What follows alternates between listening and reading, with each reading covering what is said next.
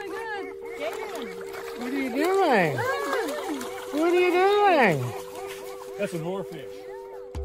ফেব্রুয়ারি 2025 মেক্সিকোর সমুদ্র সৈকতে একটি ওরফিশ দেখা গেছিল, যেটা দেখতে অনেকটা তলোয়ারের মতো শার্প এবং সাপের মতো তার চলন। এটাকে অনেকে সমুদ্রের সাপও বলে। ভাবছেন মাছ তো এটা, আবার নতুন কি সমুদ্রে তো মাছই দেখা যাবে। তাহলে বলে রাখি, এই মাছ যে সে মাছ না। আপনি ওরফিশ লিখে গুগল করলেই বুঝবেন এই মাছ যতবার দেখা গেছে ততবার কোনো অমঙ্গল নেমেছে পৃথিবীতে ও সমগ্র প্রাণীকুলে। এই মাছকে ডোমসডে ফিশ বা কেয়ামতের দূত বলা হয়। 1993 সালেও এই মাছ উদ্ধার করেছিল আমেরিকান নেভি। সাধারণত এই মাছের ছবি দেখেই বুঝতে পারছেন এই মাছ কতটা লম্বা হতে পারে। এই মাছ সমুদ্রের ডিপ সি অংশে মেলে এবং ঠিকমতো পরিবেশ পেলে এই মাছ 60 ফিট লম্বা হতে পারে। কিন্তু এই বছর যেই মাছ মেক্সিকোতে দেখা গেছে ওটি বাচ্চা মাছ। তাহলে কি সমুদ্রের ভিতরে কিছু ভয়ঙ্কর ঘটছে যার ফলে তারা ভয়ে উপরে উঠে আসছে? এছাড়াও আমেরিকা এবং মতো জায়গায় আরেকটি মাছ সমুদ্রের থেকে উপরে উঠে আসছে, যেটা হচ্ছে অ্যাঙ্গেলের ফিশ। এই মাছ সমুদ্রে একদম গভীর স্থলে থাকে, যেখানে সূর্যের আলো পর্যন্ত পৌঁছায় না, এবং এই মাছ কখনো সমুদ্রের উপরে আসে না। কিন্তু কেন হঠাৎ তারা সমুদ্রের উপরে উঠে আসছে? এই উপর ওঠা সেটা কি কোন অমঙ্গলের বার্তা বহন করে? যখন কোন মাছ সমুদ্রের উপরে উঠে আসে তখন এর দুটো সায়েন্টিফিক কারণ হতে পারে। হয়তো তাকে কোন বড় প্রাণী তারা করছে, বা কোন ভূমিকম্প বা প্রাকৃতিক বিপর্যয় আসছে। গুগলে গিয়ে ওরফিশ সার্চ করলে তুমি বুঝবে যে কোনো আর্টিকেলে ওরফিশকে ডোমসডে ফিশ লেখা হয়েছে। ওরফিশ বা ডোমসডে কেয়ামতের ফিশ যতবার দেখা গেছে ততবার পৃথিবীতে অমঙ্গল ঘনিয়েছে। জাপানি মতে এই মাছ মানুষকে আগামী অমঙ্গলের বার্তা দিতে ডিপিসি অংশ থেকে উপরের উঠে আসে। ফেব্রুয়ারিতেও যখন এই মাছ দেখা গেছিল তখনও ইন্দোনেশিয়ায় ভূমিকম্প হয়েছিল। সালটা 1756। জাপানের এক সমুদ্র নিকট এলাকায় তুই নামক এক ছেলে ওর ফিশ দেখতে পেয়ে তাকে উদ্ধার করল। সে সেই মাছটাকে গ্রামের মধ্যে নিয়ে গেল। গ্রামের লোক সেই মাছটিকে দেখে হতবাক হয়ে উঠল।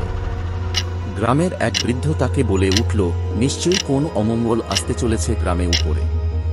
সবাই মিলে মাছটির পুজো করতে লাগল, কিন্তু এতেও শেষ রক্ষা হল না। মাছ ওঠার 15 দিন বাদে তারা লক্ষ্য করল যে হঠাৎ করে ভূমিকম্প দেখা দিল গ্রামে, এবং সেই ভূমিকম্পে গ্রামের সমস্ত ঘর ভেঙে পড়ল।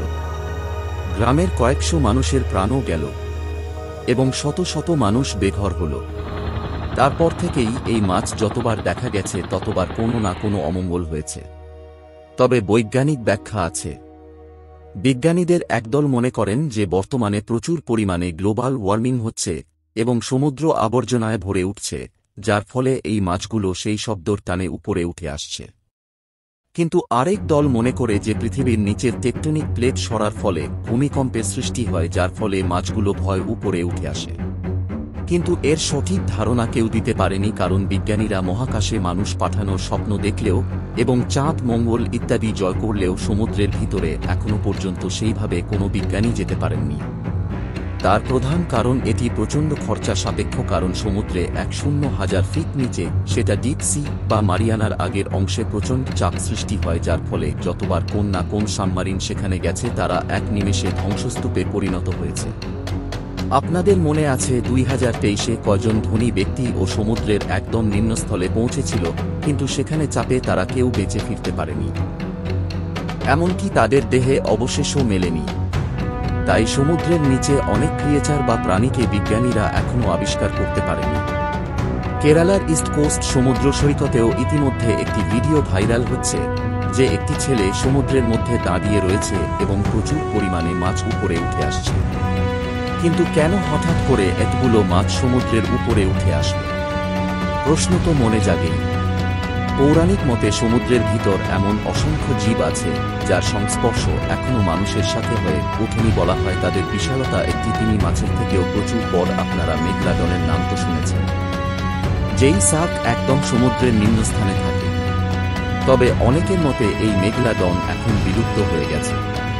তবে কি সে এখনো বিলুপ্ত হয়নি? আর কি মেঘালয়ন শার্কের ভয়ে মাছগুলো উপরে উঠে আসছে, নাকি এর থেকেও ভয়ানক কিছু সমুদ্রের গভীরে লুকিয়ে আছে? বিভিন্ন ধর্মগ্রন্থ এবং বিশ্বাস এবং ইতিহাসবিদদের মতে সমুদ্রের ভিতর একটি প্রাণীর অস্তিত্ব মেলে, যাকে বলা হয় লিভাইথন। ভাইকিংসদের ইতিহাস পড়লে জানা যায় যে তারা যখন সমুদ্র হতে যাত্রা করেছিলেন একবার, তখন এই লিভিতানের দেখা তারা পেয়েছিলেন। এমনকি গুগল ম্যাপেও এই প্রাণীর অস্তিত্ব মেলে। চীনের এক নির্জন দ্বীপে এই প্রাণীর একটা ছোট অংশ দেখা গেছিল। তবে কি এই বিশাল প্রাণীর ভয়ে সমুদ্রের গভীরে থাকা মাছগুলো উপরে উঠে আসছে? তবে এই প্রাণীর অস্তিত্ব অনেকেই স্বীকার করেন না। অনেকের মধ্যে এমন প্রাণী থাকা যায় না। অনেকে এটাকে গডজিলার লার সাথে তুলনা করেন, কিন্তু গডজিলা একটি মিথ হলেও লিভাইথান কোনো মিথ না। কারণ এর উল্লেখ বিভিন্ন ইতিহাসের বইতে, বিভিন্ন সমুদ্র যাত্রীদের ডায়েরিতে এবং বিভিন্ন ধর্মগ্রন্থে মেলে। বলা হয় এই প্রাণী একটি গোটা জাহাজকে গিলে নিতে পারে, এবং বলা হয় যারা যারা সমুদ্রের গভীরে যাওয়ার চেষ্টা করেছে তাদেরকে সমুদ্রের গভীরে থাকা বিভিন্ন বিশাল প্রাণীরাই গিলে ফেলেছে। সত্যি বলতে এই লিভাইথান প্রাণীটি গোটা একটি ভিডিও ডিজার্ভ করে।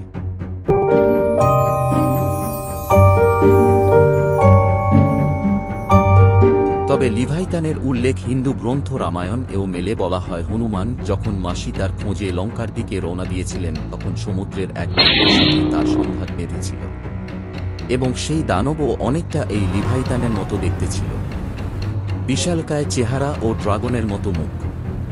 এছাড়াও আরেকটি প্রাণীর উল্লেখ মেলে যার নাম ক্র্যাকেন, যেটি অনেকটা বিশালকায় অক্টোপাসের মতো দেখতে, এবং ভাইকিংসদের এর বইতেও এই প্রাণীরও উল্লেখ মেলে। বিভিন্ন পৌরাণিক মতে এই প্রাণী অনেকদিন পর্যন্ত ঘুমাতে থাকে, যার ফলে তার শরীরের ওপরে অনেক সময় মোটা শেওলার আস্তরণ পড়ে যায়, যার ফলে সাধারণ নাবিকরা একে চিনতে পারে না, ভাবে কোনো এক অচেনা দ্বীপপুঞ্জতে চলে এসেছে, যার ফলে অনেক নাবিক প্রাচীন এবং মধ্যযুগে এর শিকার হয়েছে। এমনকি কারো কারো মতে বারমুডা ট্রায়াঙ্গেলে অনেক প্লেন মানুষে হারিয়ে যায়, তার প্রধান কারণ ওই বারমুডা ট্রায়াঙ্গেলে এই প্রাণীরই বসবাস। তবে কি এই বৃহৎ প্রাণীটি কি আবার জেগে উঠেছে?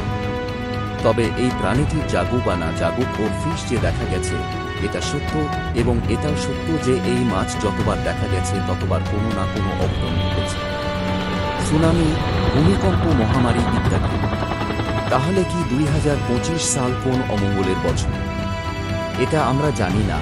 তবে এটা আমরা জানি যে দিন দিন মানুষের দ্বারাই সমুদ্র নদী প্রকৃতি ধ্বংসের মুখে, এবং আমরা যদি নিজেদের না বদলাই তবে আমরাই একদিন এই পৃথিবী থেকে বিলুপ্ত হয়ে যাব।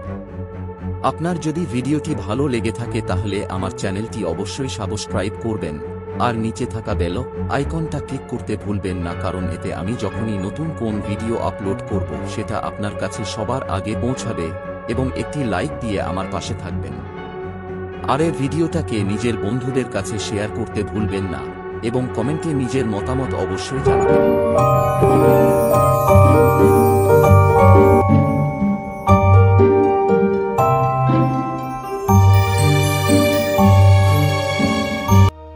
এবং পরের ভিডিওতে আপনাকে জানাবো যে কেন মানুষই সবকিছুর ধ্বংসের মূলে, এবং মানুষ কোন পৃথিবীর প্রাণীই নয়। আসলে আমরা মানুষই নই।